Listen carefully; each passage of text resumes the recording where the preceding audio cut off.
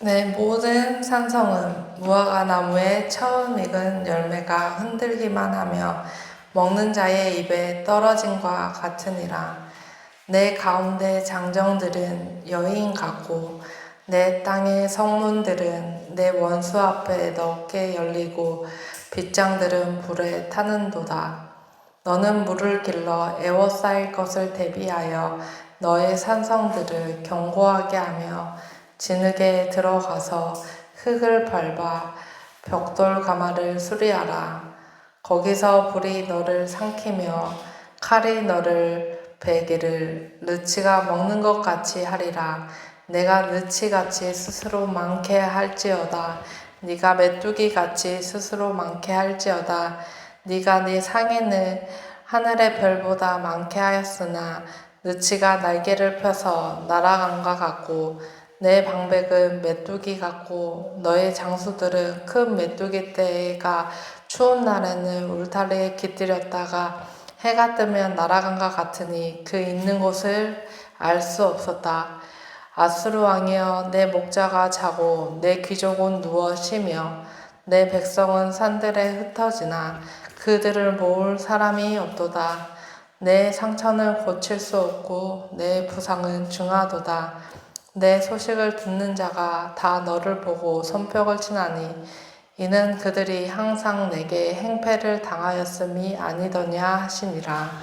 아멘. 오늘은 나음의 마지막 시간입니다. 나음 3장 12절에서 19절은 아수르의 수도인 니느웨의 비참하고 확실한 몰락을 애언하며 나음서를 마무리하고 있습니다. 12절에서 13절을 함께 읽어보시겠습니다. 내 모든 산성은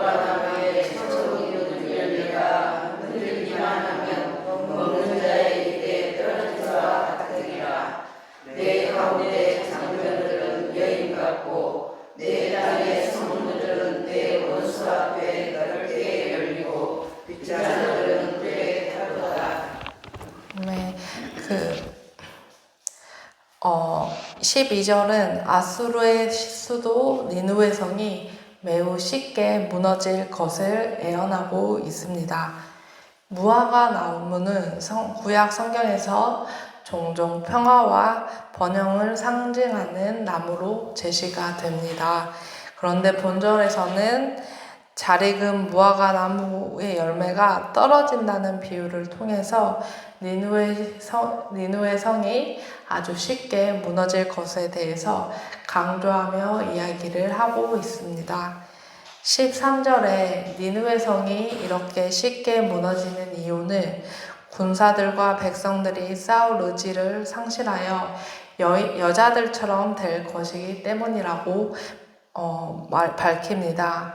과거 그 아수르 군대를 가리켜 무시무시한 사자에 빗댄 것을 감안한다면 강대한 나라가 순식간에 함몰되는 것을 정말 한순간임을 우리는 볼 수가 있습니다. 14절에서 15절을 읽어보시겠습니다. 너는 물을 들어 에워싸일 것을 대비하며 너의 산성들을 견고하게 하며 진흙에 들어가서 흙을 밟아 벽돌 가마를 수리하라. 거기서 불이 너를 삼키며 칼이 너를 베기를 느치가 먹는 것 같이 해라. 내가 느치같이 스스로 많게 할지어다. 내가 메뚜기같이 스스로 많게 할지어다. 아멘. 하나님께서 니느웨에 물을 길러 에워싸일 것을 대비하라고 이야기하고 있습니다. 이렇게 물을 길르라는 말은 장기간 전쟁으로 인해 성 안의 식수가 떨어질 것을 대비하라는 이야기입니다. 또 그 다음 편에 너의 산성을 견고하게 하며 진흙에 들어가서 흙을 밟아 벽돌 가마를 수리하라고 이야기하고 있습니다.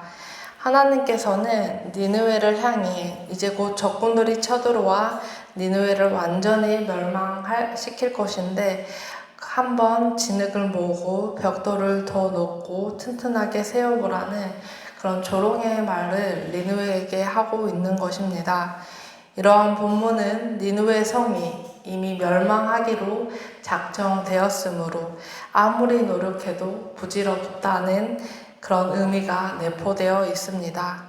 15절에서는 불이 니느웨를 삼키며 니느웨 배기를 느치가 먹는 것 같이 하리라고 이야기하고 있습니다. 느치에 해당하는 원어는 메뚜기 새끼를 나타내기도 하는데, 메뚜기는 하늘을 덮을 정도로 엄청난 규모의 집단을 이루어 광범위한 지역의 식물군을 순식간에 파괴해 가공할 재난을 초래합니다. 이렇게 느치떼 같은 많은 제적들이 아수르를 멸망케 할 것이며 엄청나게 많은 군사들이 공격해서 아수르가 흔적조차 없이 사라질 것에 대해서 이렇게 느치떼를 비유하여 이야기하고 있는 것을 우리는 볼 수가 있습니다. 아수르는 당시 매우 강한 나라였습니다. 그러나 그 강력한 나라에 하나님께서는 심판을 선포하고 계십니다. 아수르는 그 당시 매우 강한 나라였기 때문에 자신을 공격할 자가 없을 것이라고 생각했습니다. 그러나 결국에는 멸망하게 됩니다. 이 세상에 아무리 강해 보이는 것이라도 영원한 것은 없다는 것을 우리는 오늘 말씀을 통해 배울 수가 있습니다. 이사야 40장 8절에는 주님께서 말씀하고 계십니다. 풀은 마르고 꽃은 시드나 우리 하나님의 말씀은 영원히 서리라. 그렇습니다. 주님의 말씀은 영원합니다. 그러므로 우리는 하나님의 말씀을 붙잡고 살아가야 합니다. 주님을 늘 바라보는 삶을 살아야 합니다.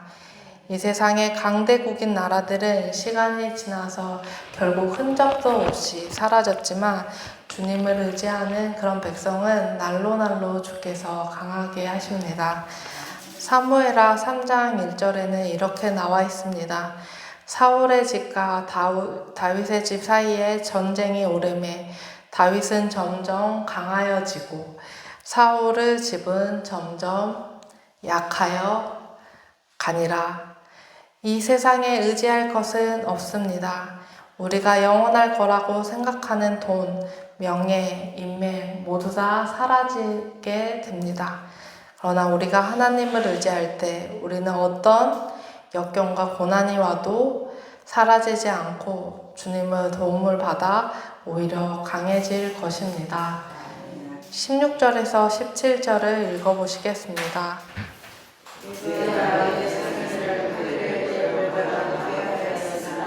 느치가 날개를 펼쳐서 나를 반가워하고 내 골목은 메뚜기 가기가 없고 너의 장수들은 큰 메뚜기 떼가 추운 날에는 울타리에 깃들였다가 해가 뜨면 날아간 것 같으니 그것을 알 수 없다. 니느웨는 군사적으로 강대국이었을 뿐만 아니라 상업적으로도 매우 발달한 도시였습니다.